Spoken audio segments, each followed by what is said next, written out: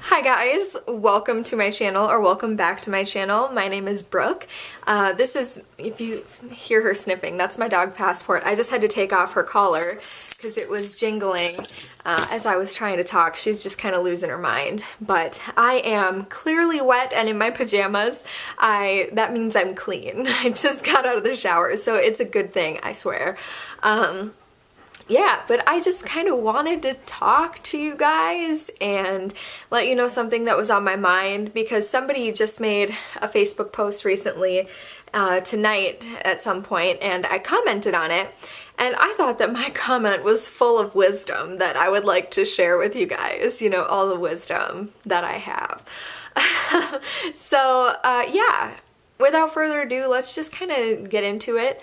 So, it was basically, the status said, how do you stop comparing yourself to others, whether it be what you have, what you look like, what you are in general, and how do you learn to love and accept yourself, and how can you be proud of yourself? So it was basically just like, you know, looking for tips. And I think that I have a lot to offer in this specific genre of, you know, conversation, because although I'm definitely not perfect and there are things that I don't like about myself still, and you know, things that I can definitely get jealous still over, you know, other people and what they have and what I don't, but I really have made so many huge strides in myself as a person and how I feel toward other people and how I feel about myself. And I think that it's really important to acknowledge that even though you're not perfect, or I'm not perfect in the sense that I never feel jealous, I never feel angry, I never feel self-loathing, I don't think you can ever fully stop those things, but I think that you can make a really big difference with just little changes throughout your life and throughout the day and over time as time goes on. I think that you really can make a huge difference in how you view the world and how you view yourself as having a place in the world. So basically, one thing that really stopped me from hating myself as much as I did, because I spent most of my life not hating myself, but just thinking that I was less than, and thinking that I was so fat, and thinking that I was so flabby, and that my teeth were not, you know, not what I wanted them to be, and my eyes weren't blue and I wanted them to be blue, and she has really pretty big boobs and mine are super small, and like all of these things. And what really stopped me from comparing myself to others in that way was thinking about it as I would think about my best friend, or a person that I saw on the street even, but specifically my best friend. Would I ever notice that she had cellulite, or that her stomach looked bloated, or like things like that? Would I ever notice that her hair was scraggly? You know, like little things that I noticed about myself. Would I ever in a million years look at my best friend and be like, ugh, gross? No, no. And maybe that's just me as a person. Maybe you totally would look at them and think that they're gross and ugly for it. I don't know. But I don't think that many people are like that. And if you would never look at your best friend and think differently of her because she has cellulite or that she's gained some weight, then why would you ever look at yourself and think negatively because of those things? They don't affect how much, like, even if you did notice, let's say that you see your best friend after a long time and you're like, wow, she's gained some weight, like her clothes don't fit. If you did that, would you love her less? Would that make her less of an important person in your life? Would that make you want to spend time with her less? Absolutely not. You know what I mean? Like, you would still love her, you would still think that she's perfect, and it would be like something that you maybe noticed, and then it went away, if you even noticed it at all. So if you do that, if you give that grace to other people in your life, like your mom, your sister, your friend, your coworker, whatever, then why would you not give that grace to yourself? You matter more than your friend does, or, you know, than any other person in your life does. You are the number one. You are the most important. And if you don't start looking at yourself as the most important thing in your life, then you're going to suffer. And that's not fair. That's not fair to you. And I just think that was the thing that really influenced my thoughts about myself, because I realized that I mostly look at the good in other people. I notice when their hair looks awesome, or when they have really pretty eyes, or a great smile, or a nice ass. Like, I notice those things before I notice, you know, that they've got small boobs, or that they've got, you know, any of those things that I would notice about myself, that they've got fat kneecaps. I don't notice those things on other people. And if you're listening to this and you're like, well, damn, this isn't going to work for me because I totally do notice those things on other people and I'm super judgmental, then maybe work on that first before you start working on looking at yourself in a more positive way. Because I honestly think that it would be really hard to view yourself positively and to love yourself unconditionally if you're still being a judgmental, bitch to other people.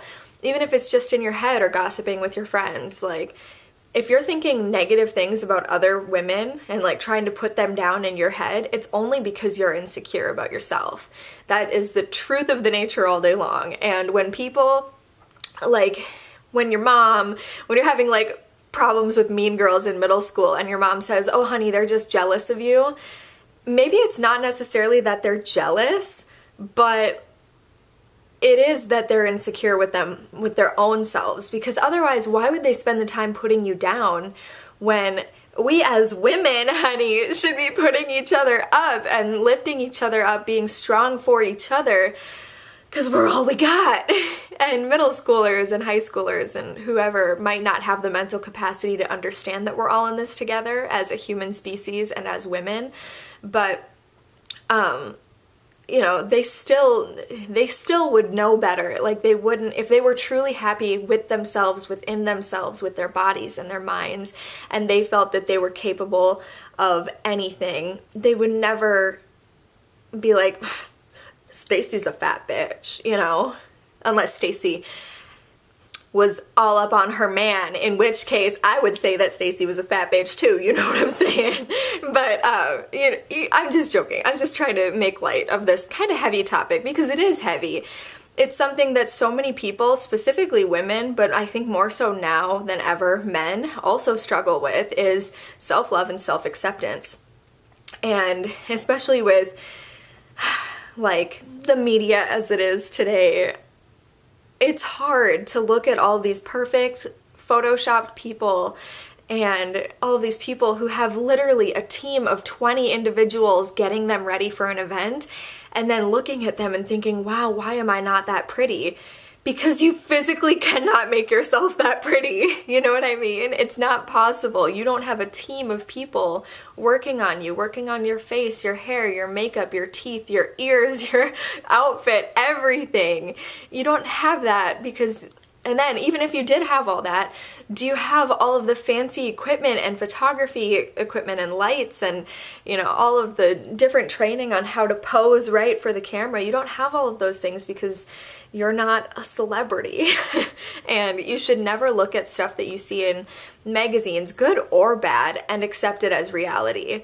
Like when you see somebody running on the beach and they say, oh, look how this celebrity has let herself go.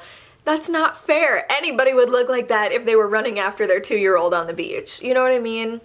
It's just not fair. And it's also not fair to look at somebody on the cover who's photoshopped and beautiful and also a gorgeous individual without the Photoshop, but still looking at that and thinking that that's real life and that you have, for some reason, have to live up to that in some way, because it's not possible to. It's truthfully not possible. And if you ever, like, sure, take some inspiration from the photo, or maybe like cut out things in magazines that you want to do or be or aspire to achieve something like it. That's fine. Inspiration is good, but don't ever look at those things and think this is what I'm gonna be exactly, because it's not going to happen. It's not possible, and it's just unfair. It's unfair to yourself to give those, like, this is exactly my standard, this is what I'm going to be, this is what I'm going to look like, because even though that person is super beautiful and fit and they have great hair and whatever else, they still had a lot of work go into that picture by dozens of people. And you're just one person in real life, you know? So that's how, some of the reasons why I've grown to love and accept myself. And in relationships, it's a little bit different. It's a little bit different because you look at yourself and then you might compare yourself to other girls in the bar, in the library, wherever you and your significant other spend time. And those are the only two options, the bar or the library, honey. But if you're going anywhere else, watch out. So one thing that really revolutionized how I felt about myself in a relationship is my boyfriend is a god. I think that he is the hottest and sexiest, most gorgeous person on this planet. I legitimately do. And I've told him that since I met him. I was like, there has never been a celebrity, never been another person in my life. Nobody ever, I have something in my eye, sorry. Nobody ever could live up to him, in my opinion. And I've told him that since before we even started dating. And of course there are other men that I see that I think that they're attractive, or that I like certain parts of their personality, or, you know, whatever. But there has never once been a guy where I've been like, they are so much hotter than my boyfriend.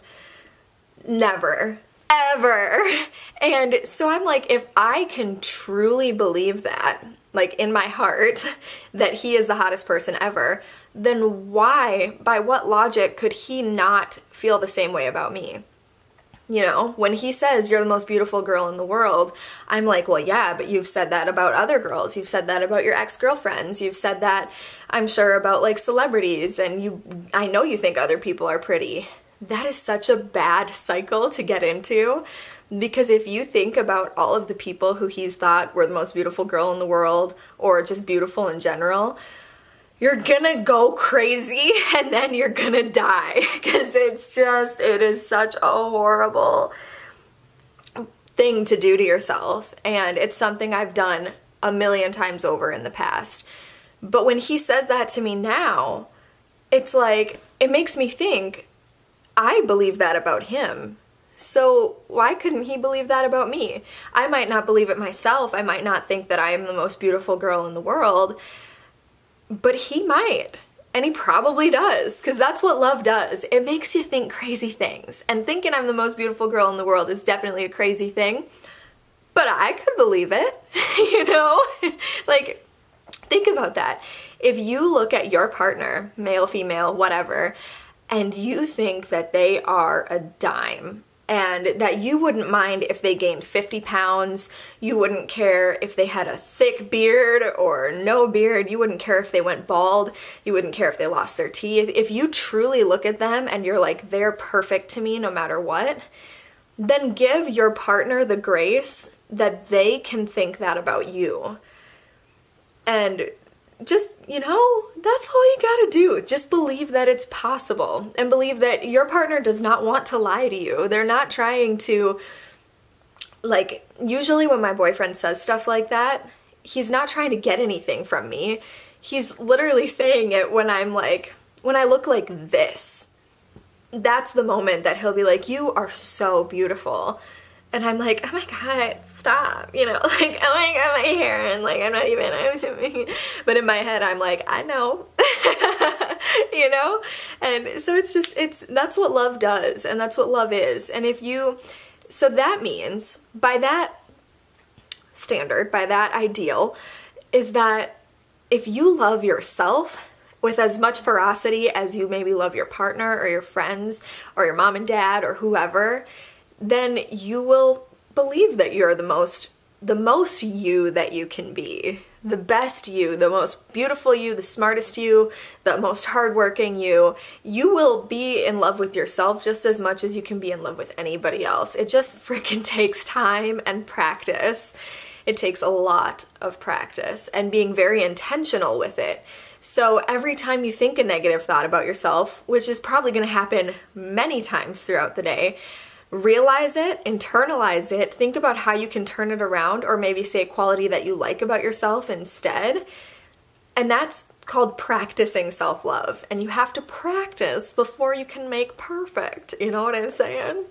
So then the next thing that I wanted to talk about was my next point that I made on this comment section. And it was basically like how, what was it? Hold on. Sorry.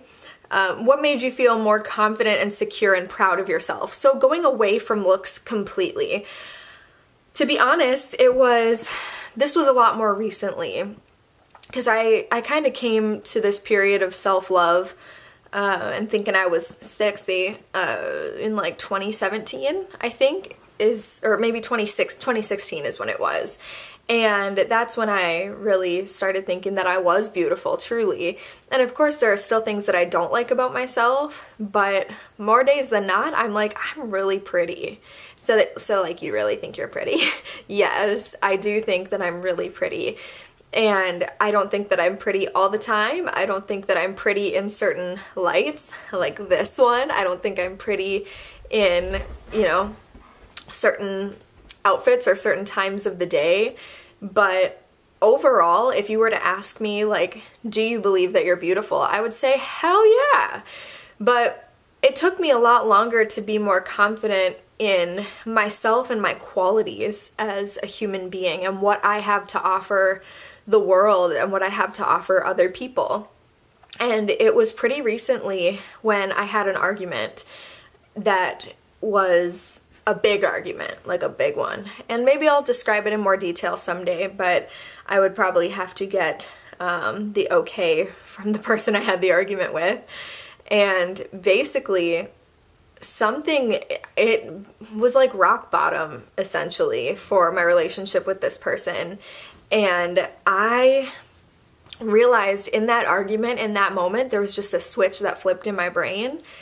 And I was like, I don't deserve to be talked to this way. I don't deserve to be treated this way from you, from anyone, from a family member, a boyfriend, a friend. I don't deserve to be talked to like this by anyone, because I'm the shit. And if you don't realize that I'm the shit, then that's on you. That's your problem. And it's almost developing a certain arrogance. I think that's what confidence is. It's like on the spectrum of arrogance. How arrogant are you? And there is definitely like the cocky, arrogant side that's a little too far, where you're like, I'm better than everybody else. But then there's just freaking being confident in yourself and what you have to offer the world, and just being like, listen, I'm great. And the people in my life that I choose to have in my life are lucky to have me in it. It doesn't mean like that I'm not lucky to have them, or that like, they're just little peasants in my life. It's not like that. It's just the people who know me are lucky to have me in their life. They're blessed by me being in their life, because I'm awesome. I have so much to offer the world. I am so smart. I am so creative, and I am so, what's the word? Pretty. But no, I have so many I'm very caring about people, about the people that I'm in relationships with, friendships or relationships, but specifically like love relationships. I am so caring. I will do anything for you. I want to do everything for you to make you happy, to provide for you. I am such a loving and giving, caring person, and I'm so funny. I am so funny. Like, even if it's only myself that laughs, I'm like, if you don't laugh at my jokes, then you're not funny, because I am funny. And I am really good at anything that I start. anything that I start, even if I'm super worried and nervous that I'm not going to be good at it or that I'm not going to enjoy it, I freaking nail it and I become an expert at it, whatever it is, in like a week. And I think that my employers would say the same thing. I'm a good employee. I'm nice. I'm personable. People like me. I don't know why. I take good care of kids. And overall, I just rock. And so I realized in that moment of being treated like crap, I realized in that moment of being treated like crap that it was just like, I deserve more. And even if you think about yourself, passport? No crying. Sorry, my dog was crying and I just kind of got off track because I had to be like, no crying. And now she is sitting right here. Oh, you saw her nose for a second, but, okay. And so even if you are thinking about yourself and you're like, well, I don't have a lot to offer. I'm not very smart. I'm not very creative. I'm not really good at anything. And the stuff that I do know a lot about, like, it's not important. And, I'm not very attractive, or whatever you're thinking about yourself that might be a little negative. We already talked about how to work on that. But one thing that also helped me is realizing that even though I'm not amazing, I am someone. Even though I'm not the best person, I am someone. Even though I may not have the greatest qualities and characteristics, I am someone. And being someone is enough to be treated like gold. Because a person is a person no matter how small, and nobody has the right to make you feel like you're less than someone. And that's the thing. Like, I love women, and I've never really been good at being friends with women, but because I've always said, like, I hate girls, I hate women, because it's this culture of, well, I'm better than her, and I'm prettier than her, and she's, like, tearing each other down because of that deep down insecurity. But I think that there is this movement going around where women are starting to lift each other up. They are starting to be supportive, and they are starting to show the real side of their life on social media. Granted, it's still filtered, but there are so many amazing women sharing pictures of their stretch marks, sharing stories of how they're struggling with their job or their life or their relationship, whatever it is. And it's so much, we're getting more real. And so because we're getting more real and we're doing that culture shift, I love women and I want to empower women. I want to be there for women. I want to believe women. And it's not just, what I'm trying to get at here though, is that it's not just about I'm a woman, so I am someone. Even men are someones, like you can't be a man hater. Everybody's a someone, and everybody deserves love and acceptance and true happiness, which is really hard to get, and it's really hard to come by. And I know that I'm probably gonna have some kind of a mental breakdown in the near future, which is great, but I'm sure it's gonna happen, and I'm gonna think that I am so low and so down and so undeserving of happiness, because that's just kind of what my personal mental illness does. It just makes me feel like I am nothing sometimes, and that I'm lazy or ugly or whatever, but it just takes time. It takes time and therapy and sleep to get over that, and it usually only takes me a couple days, thank God. Last year it took me a lot longer, but usually if I do ever feel really, depressed or anxious or about anything, or just in general, it just takes a couple days, and then it's all better. And I remember, hey, you're the shit. That's right. I totally forgot that you were the shit. How did I do that? Yeah? Yeah, and again, like I said, I'm always gonna have insecurities. My thick calves, they're always gonna be something that I wanna change and make better. My thin hair, always gonna be something I wanna change and make better. What else? Oh yeah, the way my teeth are shaped, something I'm always gonna wish was different, but everybody loves my teeth. Like, even the things that I might be, like, I'm the most insecure about my teeth, you guys.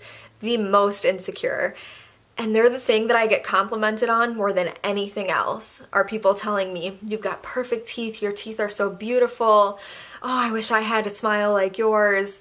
So it's like, the things that you might hate about yourself, other people might freaking love about you. So just try to, even the things that you don't like my thick calves, just try to see the beauty in them and see why maybe somebody would die for your thick calves. Like, maybe if they lost a leg, or maybe if they have really, I don't even know, like, oh, somebody in my family has varicose veins, like the spider veins, and I never even noticed them on her. I think that she's got beautiful legs, and she really is insecure about them, like really, really insecure. So I'm sure that she would take having thick calves over those any day.